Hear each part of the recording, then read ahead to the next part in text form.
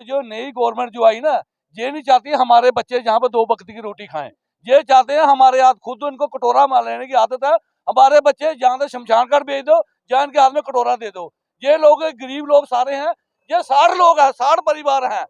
तो ये क्या, ये इसीलिए हमको ये सरकार ये आई थी कि गरीबों को ये हम नाश करेंगे। ये तमाम रेड़ी वाले हैं जो यहाँ से अपना रोजगार चलाते हैं और यहीं से खाते हैं, जबकि सरकार बार बार कहती है कि हम छोटे लोगों को तंग नहीं करेंगे। लेकिन तमाम आपको कैमरा घुमा के दिखा दें कि ये वही लोग हैं जो रोज कमाकर रोज खाते हैं, लेकिन सरकार की जो एविक्शन ड्राइव है वो यहाँ तक भी पहुंच चुकी है। इन लोगों से भी बात करते हैं और जानने की कोशिश करते हैं। तमाम पीडीपी के लीडर्स भी जो है वो यहाँ पर मौजूद है।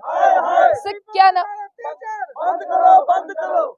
क्या नाम है आपका? मेरा नाम के शर्मा है। क्या मसला है यहाँ का? मसला ये है कि ये जो नई गवर्नमेंट जो आई ना, ये नहीं चाहती हमारे बच्चे जहाँ पे 2 वक्त की रोटी खाएं।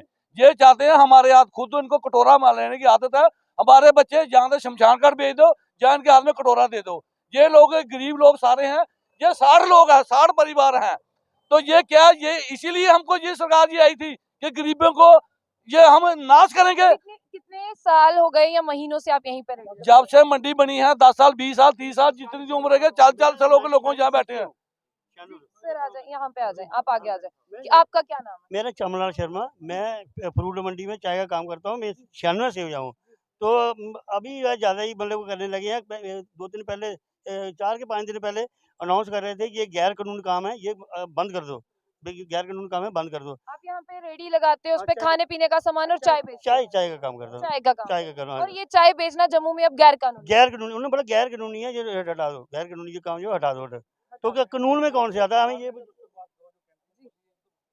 हाँ, मतलब कंटीन, ये इन्होंने बोला कंटीन वाली, ये उधर से नोटिस आए हैं मतलब कोर्ट वालों से कि ये इसका है। अच्छा, आपके इस एरिया में एक कैंटीन भी है? हाँ, कंटीन वैसे फ्रूट मंडी में एक है, वो भी स्टार्ट नहीं हुई है।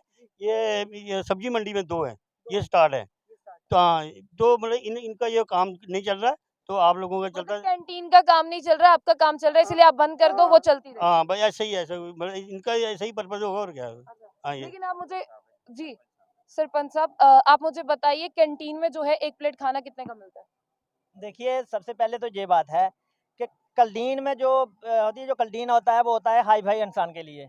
हमारे जो लोग हैं यहाँ पे, कोई मजदूरी का काम करता है, कोई रेडी लगाता है, कोई फड़ी लगाता है, या कोई ड्राइवर आ गया, या कोई ऑटो वाला आ गया, उनको जो रोटी वहाँ पे जो कैंटीन में है वो नहीं वहाँ पे खा सकते हैं। क्योंकि हमारे यहाँ पे जो रेडी वाले हैं ये खुद गरीब हैं और ये चाहते हैं कि हमारे जितने भी यहाँ पे मजदूरी करते हैं, जितने भी बंदे हैं, उनको हम अच्छे से खाना खिलाएं और सस्ते पे खाना खिलाएं। यहाँ पे 40 या 50 रुपए में पेट भर लेते हैं, और कैंटीन में जाना होगा तो उनको 100 रुपए में भी पेट भर के खाना नहीं मिलेगा। इसलिए वो कैंटीन वाले, चलो वो बड़े लोग हैं, हम उनको नहीं कुछ बोलेंगे, ना हम बोल सकते हैं क्योंकि हम नहीं उनसे लड़ सकते हैं। लेकिन बात यह है कि हमारी डिपार्टमेंट से 2 टुक बात है कि अगर आप उन 2 बंदों के लिए आप हजारों के हिसाब से अगर लोगों को बेघर करना चाहते हो, बेरोजगार करना चाहते हो, तो फिर आप खुद देख लो क्या होगा। मैं शुक्रिया अदा करता हूं जो हमारे जहां पे हमारे लीडर साहबान आए हुए हैं हमारी मदद के लिए, क्योंकि उन्होंने भी शायद हमारी जो मीडिया पे बातें होती थी या कुछ होती थी, इनको देखा होगा इन्होंने कि गरीब लोगों के साथ जाती हो रही है। और ये हमारी टीम जितनी भी आई है, मैं इनका वेलकम करता हूँ। और मैं चाहता हूँ कि आप लोग, एक पार्टी नहीं, जितनी भी पार्टी हैं जो गरीब लोगों की हेल्प करने के लिए हैं, वो जितने भी आ सकते हैं वो आए और हमारी हेल्प करें, मैं चाहता हूं। और रही बात ये कि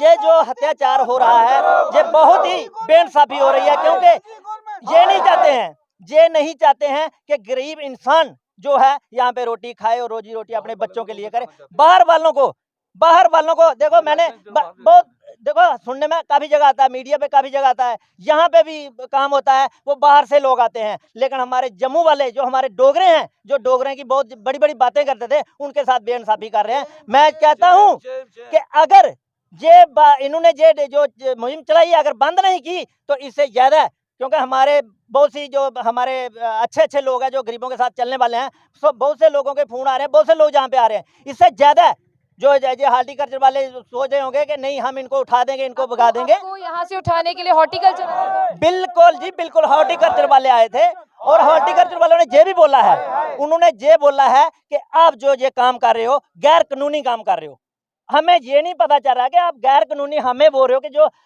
जूठे बर्तन मांज के अपने बच्चों के लिए रोटी कमा रहे हैं और बच्चों की पढ़ाई के लिए वो कर रहे हैं, उनको आप बोल रहे हो कि गैर कानूनी है। आप हमारे कम से कम भी आज 2 हफ्ते हो गए हैं, हमें बिल्कुल काम बंद किया हुआ है। 2 हफ्ते से इन्होंने ये सोचना चाहिए कि अगर दिन को दिहाड़ी लगाते हैं, रात को अपने बच्चों के लिए अनाज लेके घर जाते हैं, वो कहाँ से लेंगे? इन्होंने तो पूछा नहीं है किसी को।